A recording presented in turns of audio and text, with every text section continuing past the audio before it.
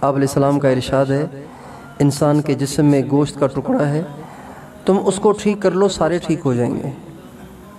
پھر آپ نے فرمایا الا وہی القلب، دھیان سے سنو وہ دل ہے۔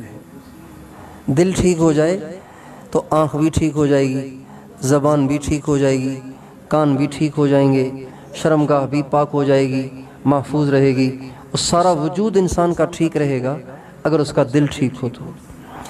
اگر جسم کا کوئی بھی عضو غلط استعمال ہو رہا ہے تو یہ اس بات کی علامت ہے، یہ اس بات کی دلیل ہے کہ دل خراب ہے۔ یہ نہیں ہو سکتا کہ انسان کی آنکھ تو حرام دیکھ رہی ہو اور اس کا دل ٹھیک ہو، یہ نہیں ہو سکتا۔